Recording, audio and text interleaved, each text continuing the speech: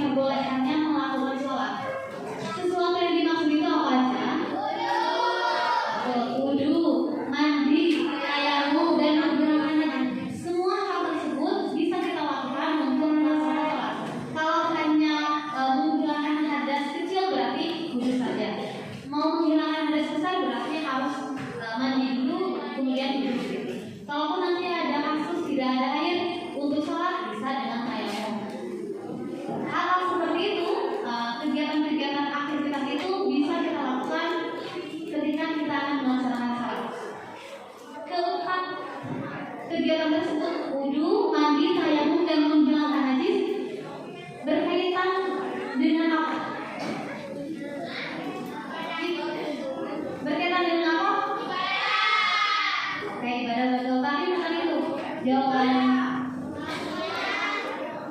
Bukan. Apa yang kita butuhkan untuk wudu? Apa yang kita butuhkan untuk menghilangkan najis? Betul. Ayo ya.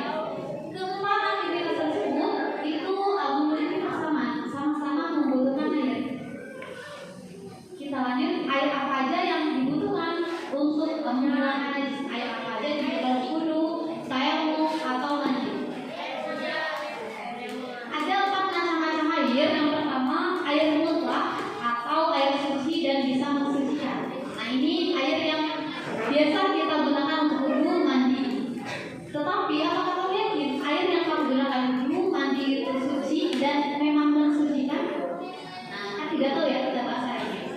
Air yang mutlak atau suci dan mensucikan itu adalah air yang keluar atau turun dari langit dan keluar dari bumi. Contohnya apa?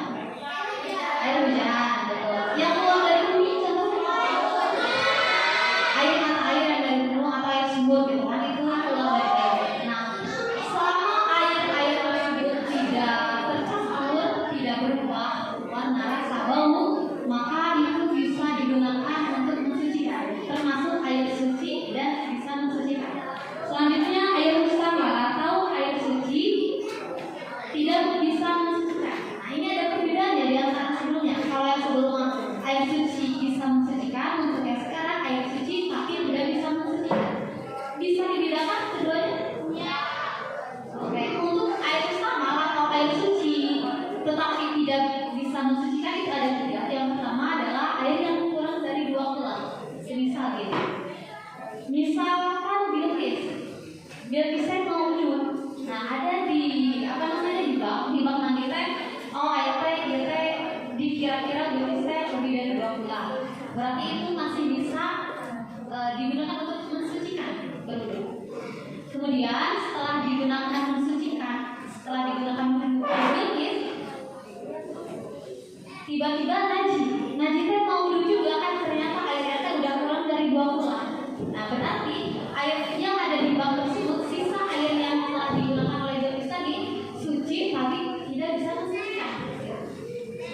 Karena apa? Karena kurang dari 2 bulan. Paham ya? Selanjutnya yang kedua adalah air yang sudah tercampur dengan perkara lain. Air suci yang sudah tercampur dengan perkara lain. Contohnya apa? Kopi. Betul, kopi, teh. Sebelum menjadi kopi itu ada bahan-bahan air yang suci dulu. Betul tidak? Air putih dulu. Air putih yang tadinya suci bercampur dengan kopinya atau tehnya. Maka air itu tidak bisa dijadikan untuk kita wudu, tidak bisa mensucikan. Kopi itu suci tapi tidak bisa kita gunakan untuk wudu. Paham ya? Dan yang ketiga adalah air yang berasal dari buah-buahan seperti air daudan, kelapa. Nah, itu air kelapa, air daudan itu suci untuk diminum, tapi tidak bisa digunakan untuk bersuci. Tidak bisa digunakan untuk wudu, tidak bisa digunakan untuk mandi. Saya tunggu ya. Menghilangkan najis tidak bisa. Selanjutnya air musyamas atau makruh, yang air makruh untuk digunakan bersuci. Contohnya apa? Betul. Iya, air yang terkena sinar matahari dan airnya itu tersimpan di wadah yang selain emas dan perak, bisa di baskom dan lain. Itu disebabkan karena bisa membahayakan atau bisa menimbulkan karat gitu, air tersebut. Nah, air seperti itu termasuk dalam kategori musyamas atau makruh untuk digunakan bersuci. Tetapi ada yang menyebutkan ketika air tersebut sudah dingin maka bisa digunakan untuk berwudu. Bisa dibedakan di antara ketiganya? Bisa dipahami tidak air musyamas itu seperti apa? Bisa ya, air musyamas itu air yang terkena matahari dan airnya itu tersimpan di wadah atau jana selain emas dan perak. Selanjutnya yang terakhir air muka najis atau air yang terkena najis. Air muka najis itu ada dua. Yang pertama air yang tadi kurang dari 2 kulah dan terkena najis. Terkena najis apa? Terkena najis yang memungkinkan terkena najis yang memungkinkan atau terkena najis yang dimungkinkan oleh hewan yang darahnya itu melebar. Seperti apa misalnya tikus? Darah tikus itu ketika kena air kan itu artinya melebar gitu darahnya. Kafir. Melebar ya, jadi darahnya kelihatan. Beda dengan lalat. Lalat mah meskipun mati tapi darahnya itu tidak terlihat. Betul? Nah itu ya. Air muka najis itu adalah air yang kurang dari 2 kulah dan ketika terkena najisnya itu disebabkan oleh hewan atau sesuatu hewan yang memungkinkan darahnya itu darah hewan itu melebar atau terlihat. Untuk air yang kurang dari 2 kulah tetapi bisa terkena bangkai lalat, bangkai lalat. Kemudian lalatnya itu mati bukan karena kita yang membunuh. Nah itu bagaimana? Kalau airnya kan lebih dari 2 kulah atau 3 kulah, terkena lalat. Apakah itu suci untuk digunakan dulu? Tidak. Kenapa tidak? Oke, itu karena sudah terkena najis. Padahal untuk betul karena sudah terkena najis. Tapi ketika kasusnya lalat tersebut matinya itu bukan karena kita bunuh, itu air masih bisa kita gunakan. Beda dengan kalau air yang lebih dari 2 kulah itu terkena hewan yang memungkinkan untuk merubah warna, rasa dan baunya, gitu ya. Bisa dipakai tidak untuk air muka najis? Air muka najis itu air yang kurang dari 2 kulah kemudian terkena najis. Kemudian ada juga air yang lebih dari 2 kulah, misal sabak tuh, air sabak. Sabak air terkena tikus, bangkai tikus. Sampai air si darahnya akan melebar menyeluruh ke air tersebut sampai membawa rasa dan baunya. Nah itu termasuk air najis yang tidak bisa digunakan untuk berwudu atau bersuci. Bisa dipahami ya? Di antara tempat ini bisa dipahami tidak? Selanjutnya. Untuk bau taharah, lagi. Untuk bau taharah, jika kita lihat di berbagai sumber, bau taharah itu banyak sub baunya, sub materinya. Di bau taharah ada tentang wudu, ada tentang tayamum, ada tentang cara menggunakan najis, ada tentang bagi bentuk mandi, ada tentang bersiwak dan lain-lain banyak sekali. Tapi ibu ambil hanya 2 materi yaitu wudu dan tayamum. Kita mulai dari wudu dulu. Secara bahasa, secara definisi, wudu adalah salah satu cara menyucikan anggota tubuh dengan air. Selanjutnya. Fardu wudu. Sebelumnya di sini ibu yakin semuanya bisa berwudu. Betul? Setuju tidak? Bisa ya. Yang menjadi masalah adalah apakah wudu tersebut sudah sesuai dengan syariat atau belum? Itu kan? Nah, akan kita bahas hari ini.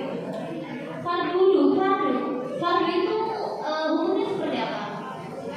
Wajib. Jadi ketika kita melewati hal-hal yang masuk ke fardu wudu, wudunya tidak sah, ya. Yang masuk ke dalam fardu wudu atau yang masuk ke dalam wajib wudu itu apa saja? Yang pertama niat. Niat dulu apa?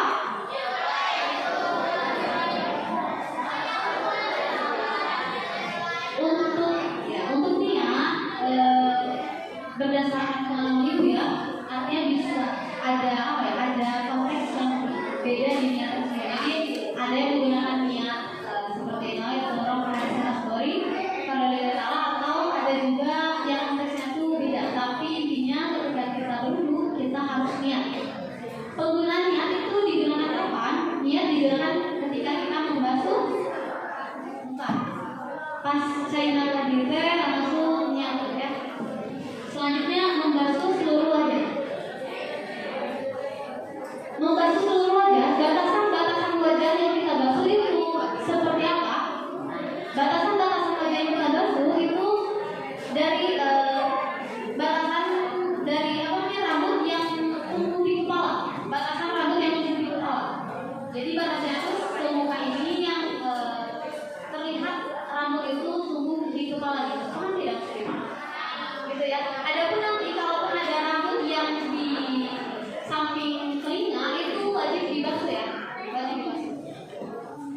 Selanjutnya membasuh kedua tangan hingga siku.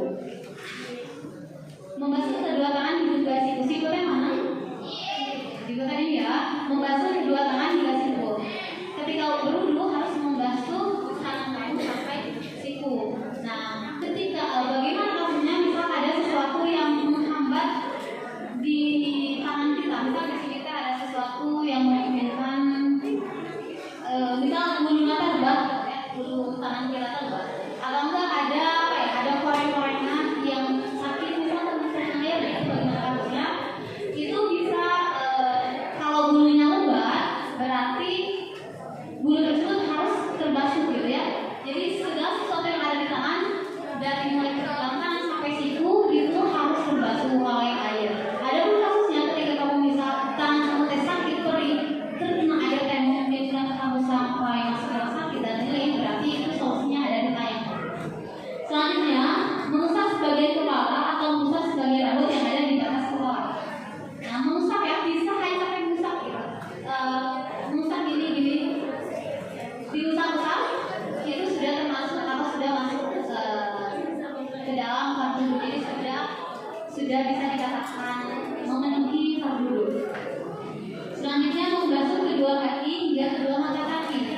Sama seperti membasuh tangan sampai siku, ketika kamu membasuh kedua kaki hingga mata kaki, segala hal yang ada di kaki itu harus terbasuh. Mau itu semisal rorong beden maksudnya kan ada di kaki. Rorong beden yang air itu masuk ke kulit, maka harus perlu diperhatikan. Atau enggak semisal ada bulu kaki kita terberat gitu, nah, berarti harus diperhatikan juga, harus sampai air itu masuk ke kulit. Selanjutnya terakhir adalah tertib artinya harus berurutan dari mulainya sampai kaki. Nah, ketika kamu meninggalkan salah satu dari fardu ini, maka wudunya tidak sah. Selanjutnya sunah wudu. Nah, fakta di lapangan, ketika kamu wudu, kira-kira kamu melaksanakan fardunya saja atau sama sunahnya? Fardunya saja atau sunahnya saja, laki-laki? Laki-laki. Ketika kamu wudu, biasanya kamu berwudu itu melaksanakan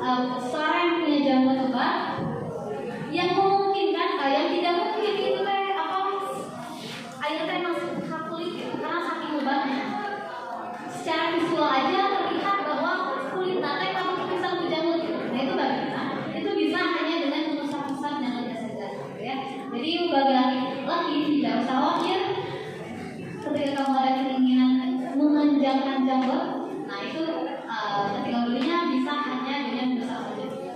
Selanjutnya menyelah-nyelah jari tangan dan kaki. Nah ini juga masuk pahala sunnah ya, masuk perkara sunnah. Biasanya